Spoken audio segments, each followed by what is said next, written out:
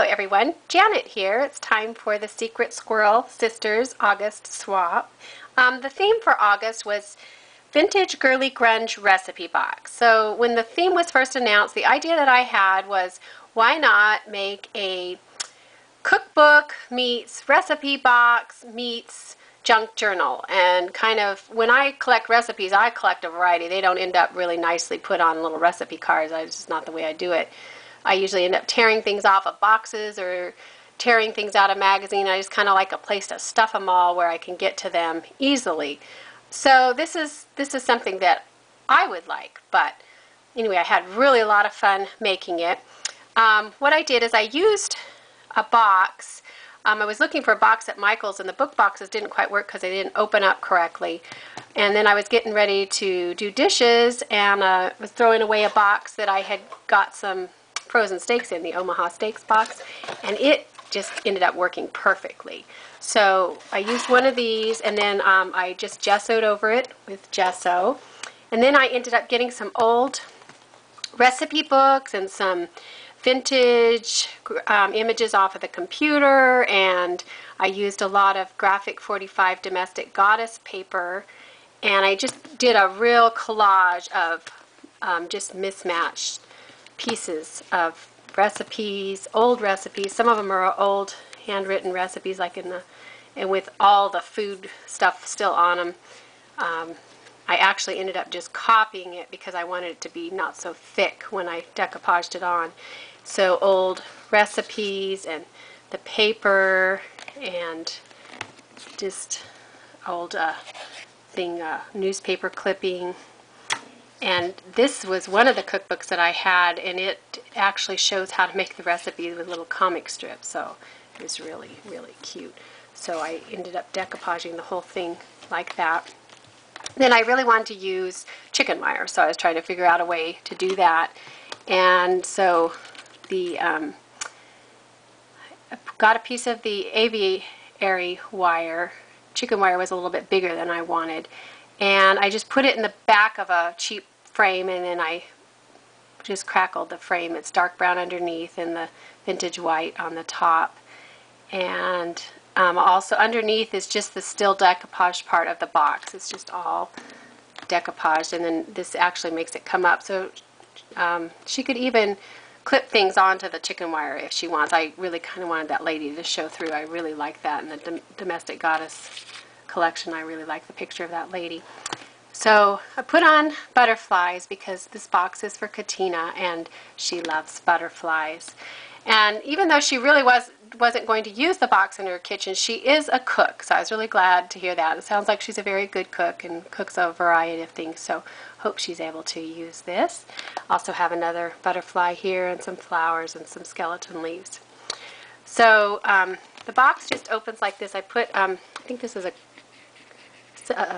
7 Gypsies or something little thing, and you can just pull down on the ribbon and pull up on the little hinge there. And this opens up, and on the side, I'm always tearing out recipes from magazines, and so I put recipes I want to try soon, and this would be a good place to put those. And then just, so this has a pocket back here and recipe cards in there. And this was really a neat find. I found this at an antique store, and it just fit in this box perfectly, but it was actually an old recipe book that someone had never used. So it has all of the oldness, but no one's ever used it. So it had all of the empty things in it, and so I was able to just take and alter the items that were already in it, and it was really just perfect to use because it just has all of the vintage look and really good quality. But I think it'd be really usable too. So it came with these inserts in here that actually had the tabs already on them.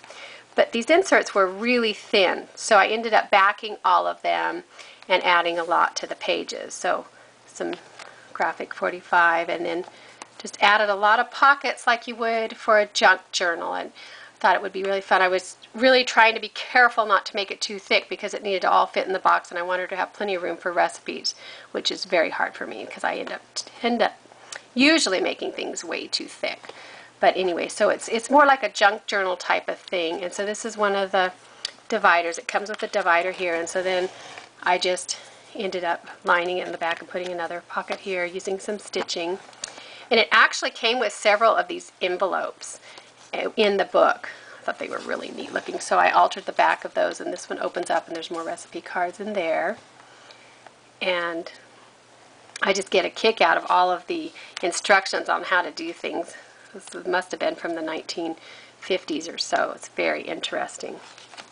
So I used a lot of the Crafty Secrets little journalette cards and stickers, and also Graphic 45. And here I used a transparency and just made a couple of pockets so these both slip in and out. And then on the back I made a pocket here so this one slips in and out. And this is another one of those comic strips on how to make things. So these were a lot of, I figured she could pull out a lot of things. She could take some of these out if she didn't want to use them, but to me this is kind of what a junk journal ends up being like. It's just a lot of different little pieces. Maybe she could even put family favorites and things that the family likes to do and special. So this is kind of like an envelope, and I just lined it there, and she could put anything in there. This paper is the Modern Homemaker from October Afternoon. So I used some of this paper too. I love the colors and the vintage colors. So this one has a pocket here and some stitching along here. Another pocket here and a doily. And the drinks. This one has a pocket here with some stuff here. This one I made just a shorter pocket, and it has a transparent in the front. I thought this We Love to Cook was cute. So this is ribbon that I found in an antique ribbon shop in San Francisco. It's actually vintage ribbon. So that has a recipe card in it. And more recipe cards, and I just put some recipe cards in too. Here's the meat one. There's lots of pockets and lots of places to put stuff, and she could even add more if she wanted to add some different things. But to me, this is just kind of, it works for me. I hope it will work for Katina.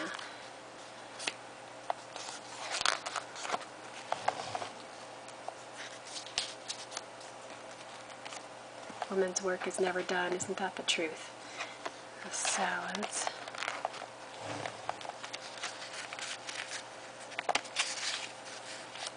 Some more recipe cards.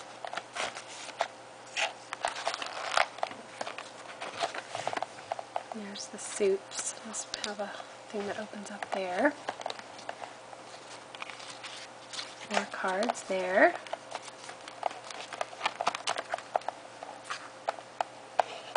Another one there. And then the vegetables. And then it actually has, at the very back, it has the oven chart. And I just have this glued down into the back of the box. So it all just fits in the box. So it should work well. So this just, I put the ribbon on here too so that it'll make it easy to pull up on this cover. So that is how the box works, and it actually went together really, really well. I was really pleased with how it turned out. So Katina, it sounded like she really kind of wanted a box to store her images, so I made her that too. I didn't want her to be disappointed that that isn't what she got. So this is the box that I made. It's got some really cute little feet, and it's got the flower on top that's kind of a real 3D, so it's, you can use that to open it up with the metal filigree around the base of it.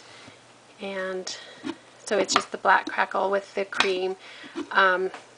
The inside I just left plain, and this is actually a ledge for a recipe card, so I didn't know if she was working on an image and she wanted like coloring or something, she could stick something up there, or if she ends up deciding to use it as a recipe box.